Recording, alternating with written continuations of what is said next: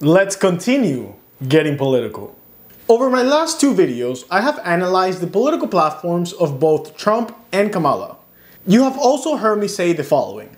This is why, like I mentioned on my last video, if you go to Kamala's website, she actually does not even have a detailed agenda of her economic plan. This makes sense, by the way. Kamala became a presidential candidate just a few months ago, which means she had to put together an economic platform a little bit on the fly. Different from Trump that has been sitting around for 4 years preparing for this moment. But things changed this past week. Kamala has finally published a full page on her economic agenda on her website, which I truly encourage you all to check it out if you want to make an informed decision this election. This also helps me for these videos because I can do a better apple-to-apple comparison by looking at that economic platform against Trump, which he also has on his website. So that's what I'll be doing today. After analyzing both platforms from the candidates' websites, I will be sharing the policy that I think is best and the policy that I think is the worst from each candidate. In order to stay unbiased, as I do in these videos, I flipped a coin to see who goes first and came out to be Trump. So, starting with Trump's worst idea, in my humble opinion, it's Chapter 3, Section 3, or just Chapter 5 completely. Both parts of the plans that deal with one common denominator. Tariffs. If you watched my last video, I explained the good and the bad of the tariff policies that Trump has been discussing. In his proposal, he mentions things like forging an America First trade policy and baseline tariffs on foreign-made goods. The United States has become primarily service-focused, meaning we specialize in things like finance, legal, consulting, etc., etc. Creating barricades so we remain a manufacturing country, I just feel like it has too high of an opportunity cost. And that's the reason why I think this is Trump's worst policy. The best policy wasn't easy to pick either, but I believe is Chapter 3, Item 2, which is making Trump's tax cuts permanent. As you know, back in 2017, Trump signed into law a series of tax changes that became to be known as Trump's tax cuts. Several changes were made, but the most evident was the reduction of corporate taxes from 35% to 21%. However, remember that this change of the corporate tax is permanent. It has no expiration date. But Trump also changed the income taxes on individuals by reducing a good portion of the brackets, as you can see in these charts. These changes do have an expiration date of 2025. So Trump's goal is to make these permanent. There's two sides of the coin here, of course. Obviously, we all want to have lower taxes, but there's also a clear case for saying that lower taxes have contributed to the increase in the deficit over the last few years. However, I think that making these cuts permanent will be beneficial.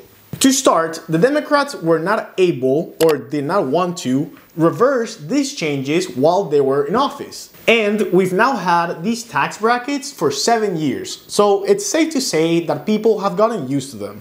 I think that due to the impact it would have on individuals and spending, the maintaining of these current levels is much more beneficial than an increase or even a decrease of these tax brackets. So that would be my favorite Trump policy. But let's now get to Kamala. To start with, kind of controversial, but I believe the worst policy of the platform is the $25,000 down payment assistance that will be given to every single first-time homebuyer. Two caveats here. First, I don't think this policy is horrendous. I just think it's not the best. And two, I am all about helping people with home ownership, especially as someone that has been paying rent for the last 5 years and has built zero equity. However, the clear case of why this is an issue is because giving $25,000 in assistance to everyone could easily just increase the cost of all homes by $25,000. The increase wouldn't be instantaneous or linear, but in the long term, it is technically something that could happen, especially with the increases in demand.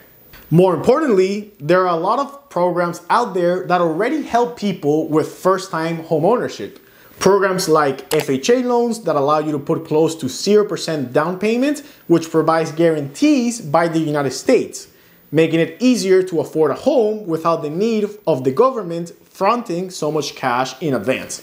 Now, before I move to Kamala's best policy and the last part of this video, I know you might be saying, Well, how come you didn't mention the tax on unrealized gains? How come you didn't mention the 60% tariffs that Trump has been talking about? Well, first of all, I did mention those two items on my previous videos.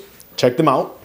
And second, these policies do not appear on the economic platforms that the candidates have on their websites. If there was one similarity in the two platforms, is that they were both had some macro points and very little specifics. But I just wanted to give the disclaimer that I only looked at their online platforms for this video, and I encourage all voters like yourself to check those platforms out if you want to make an informed decision. But my last point is Kamala's best policy, and in my opinion, it is also a policy in real estate, but on the other side, the supply side. The policy is to help real estate companies build more affordable housing. This policy aims to address the structural issues in the economy of housing affordability, which with aid could boost productivity and long-term growth. Her plan includes tax cuts and assistance that would increase the supply of affordable housing to try to bridge the current housing shortage in the United States. The focus here is the word supply. She is giving motivations to increase the supply side. I think this is a much better idea because by increasing the supply, you also increase all the jobs and opportunities needed to build those houses. An increase in supply, like we learned in Econ 101, would theoretically lead to a decrease in prices and therefore more affordable housing for many. And this wraps up the 4 policies I selected for both Trump and Kamala. But what do you think? With the election less than 2 months away, it will be interesting to see what additional details the candidates share to try to close the gap against their counterpart. But until then, I'll continue doing some great videos so you can make a better informed decision. Subscribe, and I'll see you next time. Peace!